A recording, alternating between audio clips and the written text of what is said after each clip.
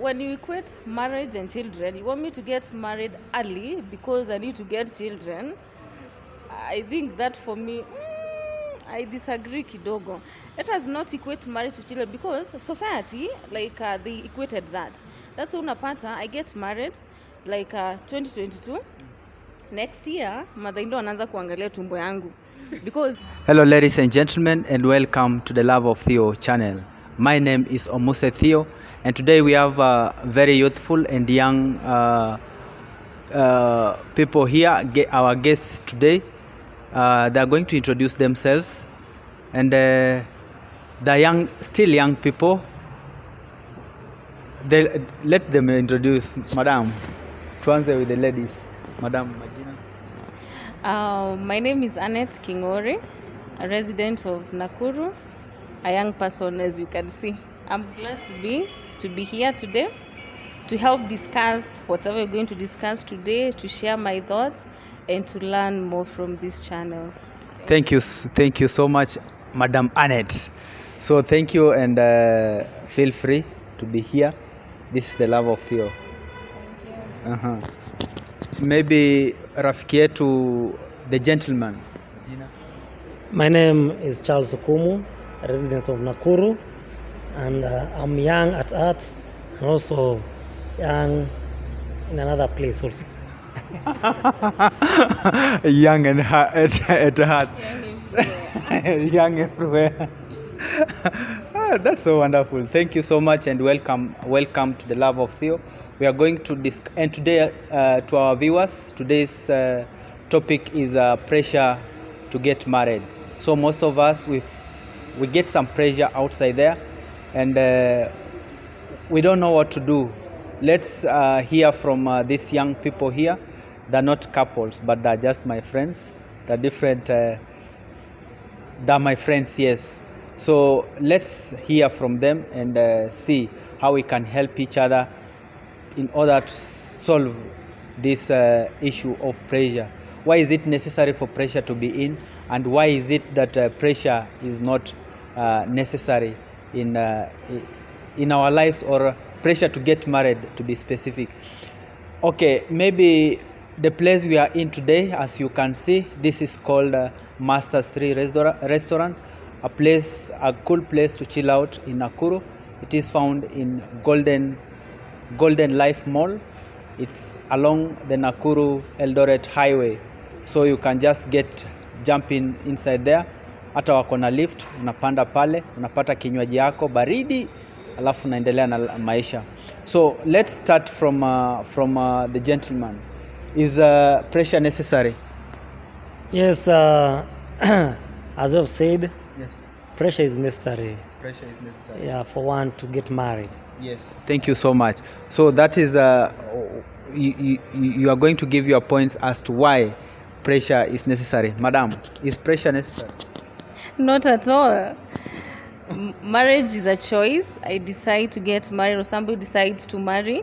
So I think we should not go out there pressurizing people to get married or not, because it's a choice. It's a free world. Yeah. Well, hey. So thank you so much. So it's a choice. Let's face it. Okay, there's this. Let's say there's this young person, a lady. She got out of school. Let's not be specifically to be a lady. Two scenarios. There's a lady and a gentleman. Gentleman. They all finished high school. After high school, they got different pressures.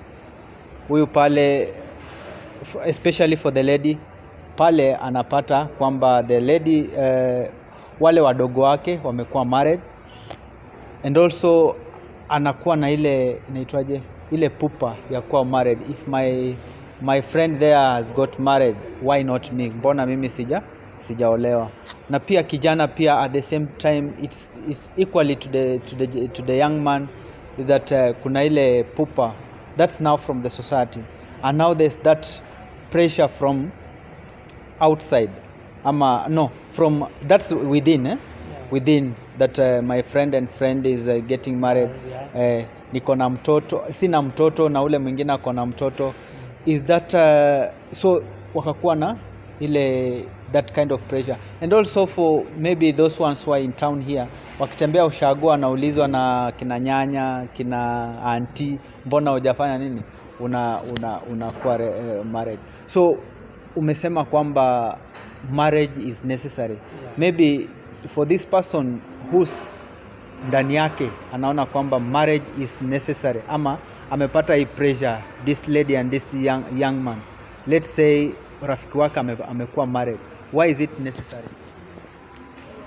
Kwa hilo hoja nasema pressure is necessary because hii mambo na marriage, watu na believe kwamba marriage inaleta happiness, marriage ina bring love around you. Kwa sababu zile uko katika hiyo hali ya upweke, nikisema upweke inamaanisha you are single, unakuta you are surrounding, umezungukwa na umezingirwa na watu ambao kwa kweli utakuta si wa maana katika maisha yako. Lakini ukiwa katika hiyo hali ya ndoa, ama uko na mpenzi wako, umeolewa, uko na mtoto hapo, utakuta kuna hiyo warmth, kuna hiyo joto. Kenda jioni unakuta at least umekuwa surrounded na furaha. Yeah. Okay. Madam, you said that there's no need for that, and vile friend Chalo amesema kwamba lazima kuna kale. What's your take? Now, there is a difference between being alone and being lonely. So I can be alone, but I'm not lonely. I can be with somebody in the house, with children, as he said, and I'm still lonely. So I think when you talk about being married, does not really say that you will not be lonely. You can be lonely for so many reasons. For example, uko na stress. And then when I share maybe with my husband, he does not understand why that specific thing is stressing me. So the next time I'll not share. So I'll be lonely, but I'm not alone. Oh. So I would rather, when we talk about friendship and marriage and all that, let us not look at ati watu watasema akona mtu, ukienda nyumbani kuna mtu kwa nyumba. But be very careful that you are not alone. Like you can be alone but not lonely. Unaweza kuwa na watu wengine but you are still lonely. So look for hiyo inatangoje hiyo kuingiana compatibility. That compatibility, maybe I've not found it. That is why I prefer being alone but I'm not lonely. Yeah, so that's what I say about the warmth and the companionship. Okay. Okay. Probably now kuna wale mukienda home, the way I said, unaenda home unapata shosho anasema kwamba na kina auntie na maadhe na babu, why hatuoni mtu na hatuoni dalili. To an extent somebody nasikia kuna, I don't know if it's true, but you find that hizi mamemes wanasema kuna mtu ameenda amekomboa jamaa kwenda tu kumrepresent kama husband. How practical is that? Ama what's your take on that? All right, when you talk about practicability, the pressure is there. Like pressure iko kabisa, especially from relatives. You get to a certain age, ukishamaliza shule, you know, there is this notion that unafaa usome, ukimaliza shule, the next thing ni uolewe. There is that notion in the society, and so the pressure is naturally there. But I would say before my family or before my friends start asking me when utaolewa lini, unaleta mtu lini, tunataka kuona mtu, kwani ni mtu umekosa tukutafute, before we get to that point, let us understand why. So because there's so many reasons as to why I wouldn't want to get married. For example, I can just make a choice. Even St. Paul says, if you are okay alone, stay alone. If you cannot stay alone, get married. So I would rather, before they start asking, unaolewa lini, can you get what's going on? What is your take on that? And why are you like that? But I don't know, maybe Chalo can tell us, ni miaka gani pressure inafaa kuanza? Because you don't expect unipe pressure ya kuolewa nikiwa 18 years. I think that's too early. Okay. The pressure we are talking about maybe before, let me help Chalo answering that, is that ile pressure we are talking about is that This is the lady of 28 years. Amefika 25, 28 kwenda mbele. And the gentleman, let's talk about 30. Ako somewhere there, anaelekea third floor ama amepita hata third floor. That's where it is. They say life begins at 40. Okay. So that's pretty early. That's pretty early. But now, I still wouldn't advocate for pressurizing somebody. Just understand the person. Yeah. Understand the person before you start instilling the pressure. Hata kama ako 40, they can still be okay. Yeah. Chalo, what's your take on that? Is it necessary? I think maybe nikirudi hapo nyuma nikichukulia mahali amesema kuna hiyo notion ambayo inakuwa at life starts at 40. Mi mara mingi huwa si support that, huwa naona kama ndio ina mislead many people. Because life start at 40, it's right. Utakuwa umefanya kazi, umejiweka vizuri, umekuwa stable, that is. Then at 40 inamaanisha sasa uko sawa, unaanza marriage. But ukikuja biologically, life starts at 40. Na wewe ni msichana, wanataka between 40 to 50, wanataka tu uwe na umezaa watoto wangapi? Wanataka at 50 wanataka bado starehe, watu pia kuzaa. Unakuja unazaa wawili, menopause pia na kunusa. Then tukikuja pia religiously, pande wa religion, tunakuta many European countries, Western countries, unakuta mambo zimeenda zege mnege, mambo ki religion because of hiyo watu kuolewa late.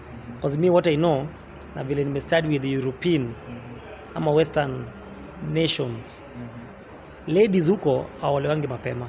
Wasichana huolewa, hata kiolewa mapema, but usi expect atakuzalia mapema. Msichana anzaolewa hata 20 something ama at 30s, but expect msichana because kuna their policies, lazima ukue umefanya kazi, umeinvestia mtoto nini. So unakuta ukianza late uende utazaa late. And that's why unaona wazungu anazaa mtoto mmoja, na hizo sheria zao za kuachana anyhow ziko hapo. Ataruka Afrika kuja tafuta kijana mdogo mwenye atakuwa mweka. But tukiangalia generally tunaenda tukireduce that generation. Because kama mimi naweza kuwa najitahidi nifikishe kama vile tulizaliwa kwetu watoto 12, lakini nikienda na taloa pace, nikienda na with that new pace,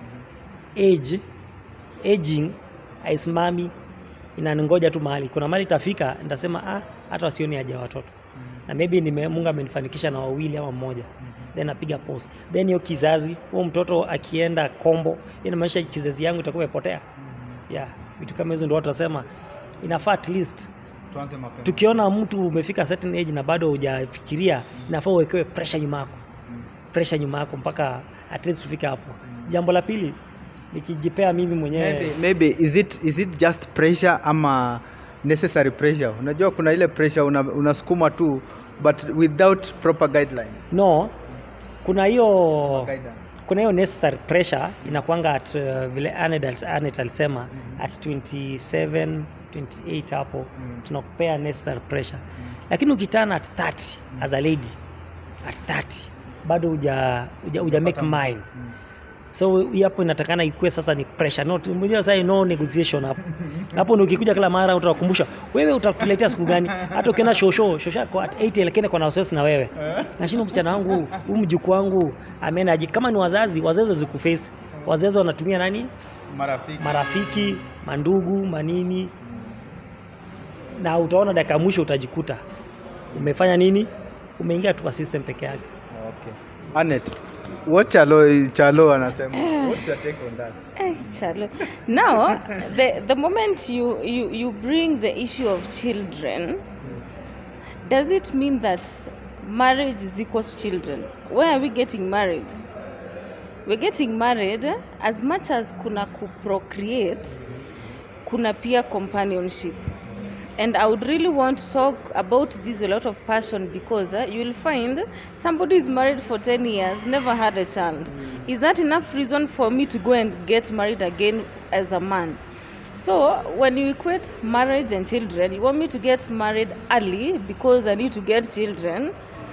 I think that for me, I disagree kidogo. Let us not equate marriage to children because society, like they equated that. That's why unapata, I get married like 2022. Next year, mother-in-law anaanza kuangalia tumbo yangu. Because they want to see, because they have equated marriage to children. Marriage is more than children. Marriage is more than giving birth. Marriage, number one, is companionship, growing together and achieving things together. So don't say that niko na pressure ya kuzaa watoto. Sisi tuko wanne, tuko wengi sana. Wanne kama my mother, so I should get married early. You can get married at 18 and never get a child. Get to 40 and never have a child. Somebody else can get married at 40 and get 2 children. That's why there is God. So I would agree with him. Fine, maybe pressure is okay, but don't equate marriage to children. Don't do that. Because the people who have, you get married today, God forbid, the husband dies tomorrow. Or something happens, you get an accident, you're paralyzed, you can't get children. Some of the ladies are born with infertility issues, cannot get children. Does that mean they are not supposed to get married? They are still supposed to get married. So marriage is not equal to children. I can get married and decide not to have a child. That is, or not decide. You don't decide not to have a child. But now, number one, don't pressurize them because maybe anajua akona hiyo infertility issues, hataki mtu mwingine aolewe after yeye. Yeah, just understand their reasons.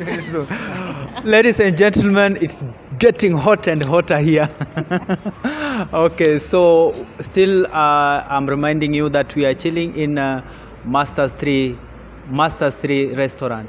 Welcome na kila mtu mwenye ako huko nje unataka time mufti starehe kuja Masters 3. Thank you so much. Na tukiendelea hivi, jaribu ingia hapo chini, subscribe pia kwa channel hii, like and share. So let's get now to the point, to the bottom of our discussion. Why do you think pressure is necessary, bro? As I said earlier, pressure to someone or for someone to get married is supposed to be there. Number one, we are looking for continuation of that, yeah, for that generation. So wakati mwingine najaribu kufikiria because nikipeana maybe the way hata mimi ndio nifike mahali nimefika, nilipoa pressure. Na the way tumeongelea hapo awali, walikuwa kupata pressure ilikuwa ikitokea wapi? Mara mingi inatoka kwa familia. Mama mwenyewe hata kuambia, lakini mandugu zako saa zingine mmeenda shughuli nyumbani, gathering, ama nimeenda tu kutembea. That's about 13 years back. Na mimi ndio kama kijana mkubwa ni so mara mingi na nilikuwa nikienda huko nakuta that pressure indirect. Madhezi niambia, lakini mimi naenda nimefanya ka shopping zangu, tunapiga story nini, lakini kutana na mandugu zangu wengine wa kando, wewe bwana ni shida kwa wapi bwana? Shida kwa wapi bwana? Wewe bwana, sasa in case kitu fulani wewe ni kijana mkubwa, inafaa kwa sasa umletea mamako mtu fulani hapa. So hiyo pressure ilifika mahali nakumbuka kwa siku nilitoka hapa, that is way back to 8 nikapata nimetafutiwa msichana. Nimetafutiwa msichana. Kwa sababu nilishaulizwa unataka msichana wa aina gani? Na mimi tayari nilikuwa nimeshajua nataka msichana wa aina gani. Kwenda nyumbani nikakuta that lady. But nikifika hapo nikasema okay, nimetafutia this one. Kwa sababu mimi by the end nilikuwa nikisema mimi kama nikuoa nataka at least msichana mwenye ako na certificate of 4 and beyond. That hiyo ndio nilikuwa nimejiwekea that limit. Yes. Nikafika nikakuta nimetafutiwa kasichana hapo. Just ametoka high school form 4. Kafika mimi just sasa sijui niendelea kwa aunti yangu, hata si kwetu, kwa aunti yangu, na aunti yangu ameolewa kwingine. Nikaenda nikaketi tukakaa na yeye tukaongea, tukasemezana. Tuka agree. Now to get married ama si sasa huyu ndio afatu waona na yeye. Atumsiana naye akaniambia nataka unipe muda.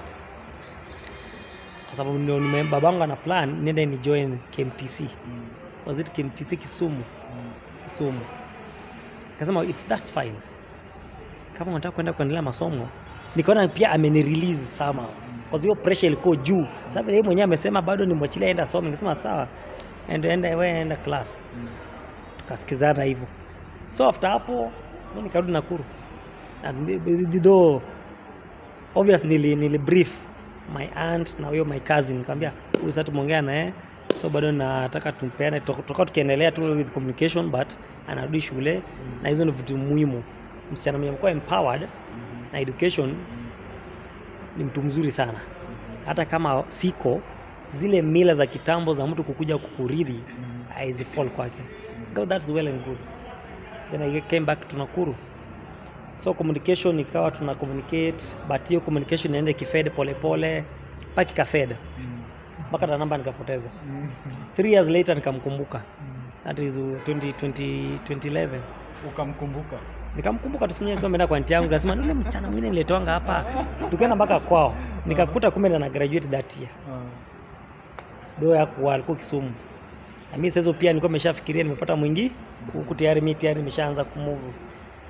Na mwingine sana nimeanza kujistabilize pole. Na ule naye sasa kwa kile nilikuwa nikikwenda tu kujuana tu, alisema unakumbuka uletwa after city wa KCSE 4 months after city wa KCSE, wakumbuka ilipata wana nayo, nakumbuka tungekuwaje sasa hizi tumepata knowledge.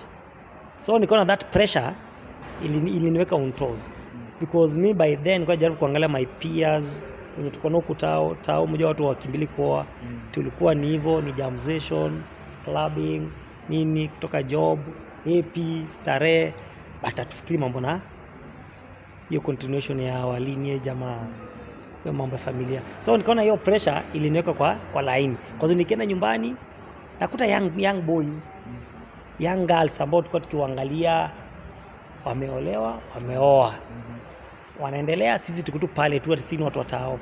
So nikakuta that was a challenge, of which mimi nil appreciate that pressure, because maybe kama sio pressure singekuwa mali nipo, bado ingekuwa ndo maybe ndo naanza life. Lakini sasa hizi mimi nikiangalia mali nilianzia, mali nilikuwa na mpaka sasa hizi at least nimepiga hatua. Yeah. Okay. Maybe Anet, vile Chalo amesimulia report yake kama amesema, is it necessary for the community kukutafutia mtu